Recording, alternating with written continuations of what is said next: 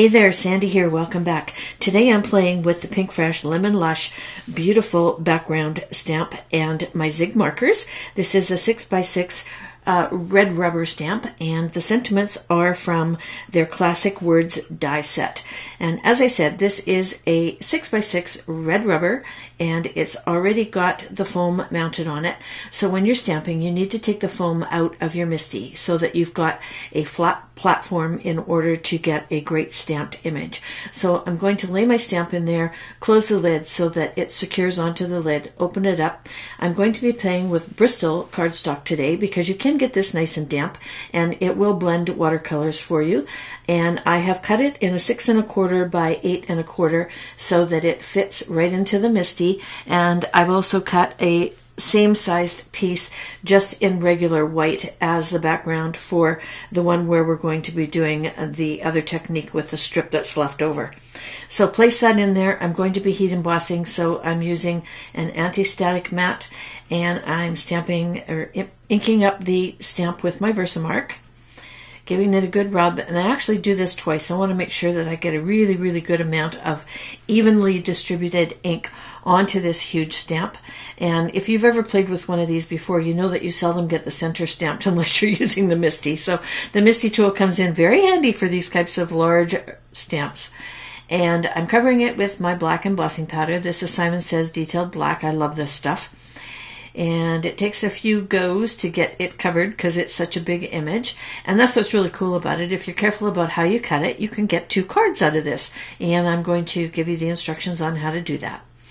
So I have a list of the supplies that I used underneath this video, but there's also a link over to my blog where you get the picture description of each one of them as well and the instructions for the cards. So there we go. I've got that one done. And now I'm going to do the background for the other one. I'm going to use a Gina K Amalgam Black ink. I just re-inked it so it's nice and juicy. And I need this background to finish off card number 2. So while I've got the stamp in my MISTI, I'm just stamping up the second one. And I do give it a couple of coats just to make sure it's good and dark. There we go. Let's get playing. So I do a grid when I'm doing these, and I've got all my little colors here and the numbers recorded, and that way I can do PDFs for you, but I can also refer back to them myself if I want to duplicate the colors. For the lemons, I'm using 2 yellows and I'm going to go direct to paper. So it's kind of like Copic markering, coloring, and I'm starting with the lighter yellow and I'm flooding the entire lemon, and then I'm going to come back and just do some highlights with the darker one just to add some depth to it.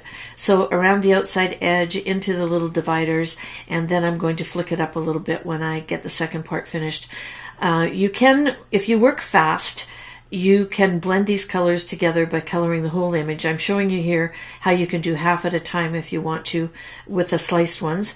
And I'm going to the darker one again. This time it's the 050 and doing my highlights. And then here I'm just flicking some of the darker color in to add some depth. So let's move over and do a lemon. I'm going back to my lighter color, the 051, and I'm going to flood the entire area with it.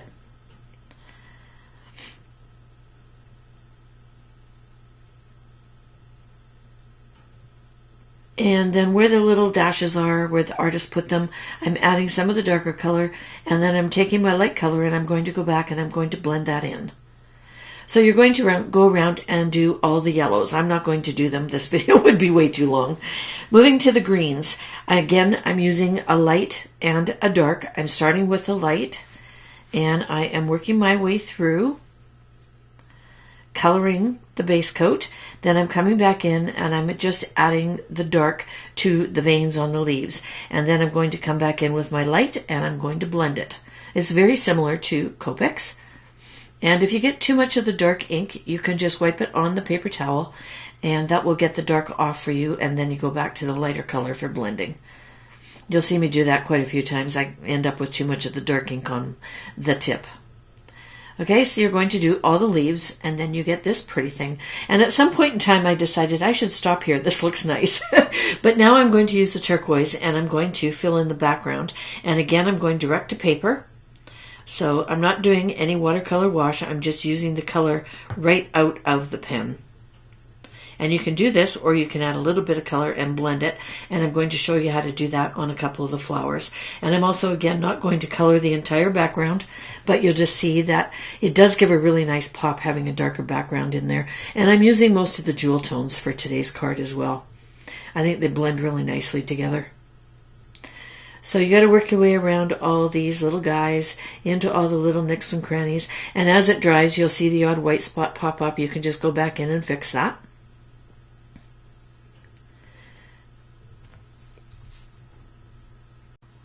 So here's the background all finished, and again, you can stop here if you want. I like the white flowers in the background, but I'm going to add a little bit of the nice dark flowers with my pen and my water pen. So I'm using 080, which is a dark purple, and I'm just adding flicks of color, and then I'm coming back in with my water pen, and I'm going to blend those out.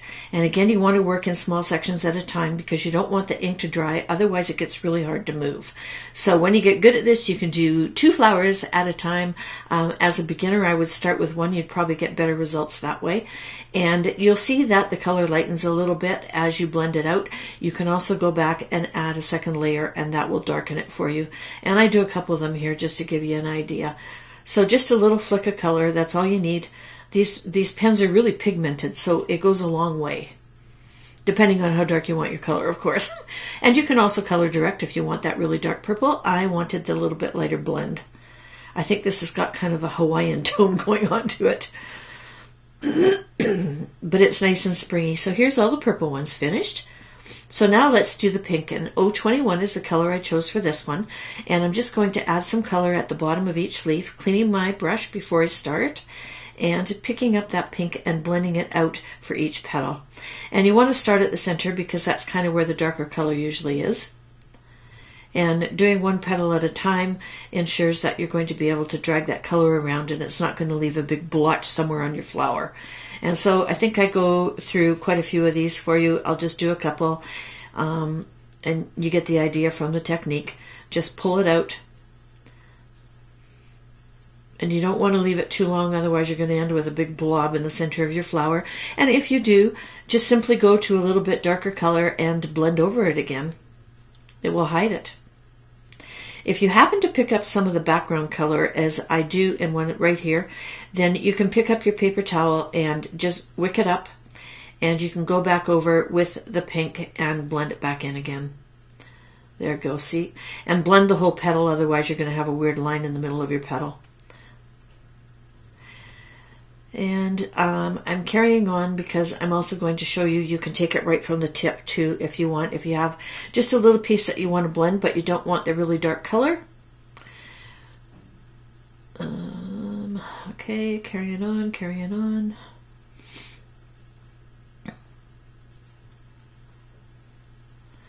Okay, so I got that little tip there. I picked up some turquoise. I want to add just a little color black in, so there's how you do it. Right from the tip of the pen. And because you're using a water pen, it kind of instantly dilutes it a little bit, so it's not really, really dark. I didn't want to go in there with a dark pen and try and blend it out. And there you go. It doesn't take too long. You work your way around and get all those flowers done. And next we're going to work on the little berries. And I decided on 082 for that one, which is kind of a pinky purple. Maybe a dark fuchsia would be a good way to describe it. And we're going to do the blending technique for that as well. Just finishing up the last of the flowers here, and there might be a couple of little touch-ups that I want to do.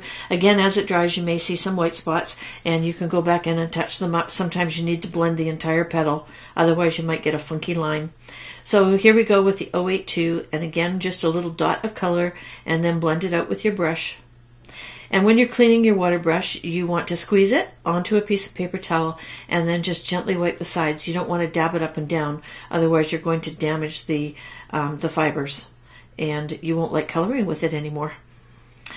So I'm going to do some splatter. There's a couple of things. You can use paint or gouache, and I am adding a little bit of that to one of my acrylic candles with a little bit of water and blending it, and I'm going to flick with my brush all over the front of this. And you want to make sure that your coloring is dry before you do this. And don't dilute it too much, otherwise it just kind of fades into the background. If that does, you can always use a gel pen. So here we're going to die cut, and I'm going to show you a quick trick with these 2-layer die cuts, because some of them are pretty skinny, as this one happens to be. And this is a really nice selection of sentiments. I use this all the time. So I'm putting a little dab of glue onto a scrap paper, and I'm going to use a round toothpick, and I am picking up little tiny bits and adding it to the back of my sentiment, which is done in pink to match my card. And pick it up with the tweezers and pop it down onto the black. This is a nice way not to get a whole bunch of big blobs on the back. And here I'm showing you, don't forget to save that little dot for the eye, and then grab the birthday word and do the same thing. Add little dots of the glue to the back, and you can spread it around with the toothpick as well. That way you don't have any gushing out when you go to lay it down onto the black. And I don't do every letter. I kind of do the tops and the bottoms in every second one. That's all you need to hold it down. So again, grab your tweezers, pop it to the bottom, and then I'm going to add just a tiny little bit of glue where I want the dot for the eye, and then use my gem picker-upper to attach it. So we need to trim this out so that we can cut it down for the cards. So you want to put it in and trim off the excess. And I always cut the paper bigger than I need it so that it fits securely into my MISTI. I don't mind wasting a little bit for the sake of that. Trimming it down, and then the first thing I'm going to do is I'm going to decide on which piece I want for my big card front. And I'm going to cut that at 4 1/4 by 5 1/2. And I do the 4 1/4 cut first, and that's going to give me the strip for my other card. And then I'm turning it, and I'm doing my 5 1/2. So I'm using Simon Ultra Thick cardstock for my card bases, and obviously my stylist and my Scor-Buddy. I like to stay right in there to bend the cards over and then burnish them, make sure that I get them nice and square, and the edges on the Scor-Buddy does that for me. And you also see that I use it to attach the top to the card to make sure that's straight as well. So I'm using Tombow tape runner onto the back of this. And then I pop my card base back into the Scor-Buddy, and I use that corner on the left there as my guide, and I put the top firmly into the corner and then lay it down. And that always ensures that it's nice and straight.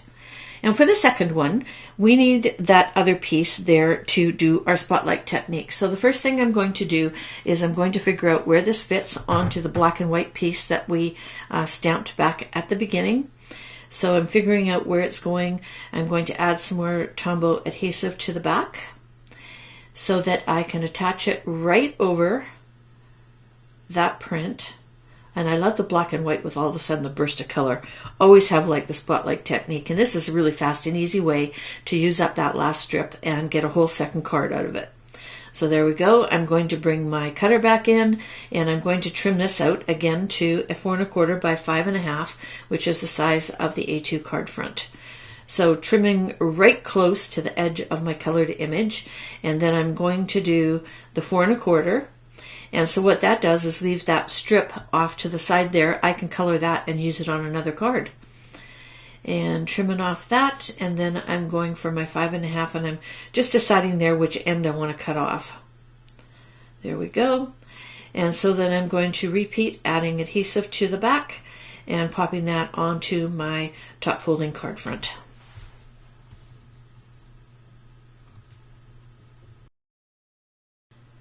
I added some foam adhesive to my sentiments so I could attach them to the card front, and I have them sitting on top of the Big Mama foam tape from Simon Says Stamps. I get asked a lot of times how big it is. There you go, that's how big it is. This is a new roll that I just got, and I have 2 A2 size cards sitting on top of it, so that gives you a really good idea. I have this little strip left over, and I really didn't want to throw it out after all that coloring, so I'm going to tuck it on the inside of the card just at the bottom. I think that's kind of a cool little surprise when you open the card and the front of the card passes through onto the inside. So here you go. Here's the finished cards. And again, I have added links to all of the products that I used underneath the video, and also a link over to my blog where you can get the picture image of all the products I've used today. And there's a couple of different places that you can get them from. and I hope you enjoyed it. This is a fun technique. I really like playing with these zig markers. I've had these for 4 years and I have not run out of color in any of them yet, so that's how long they last. And I do a fair amount of coloring. So thanks for stopping in. I hope you enjoyed the video. If you did, please give me a thumbs up. I'd appreciate it. And until next time, toodles!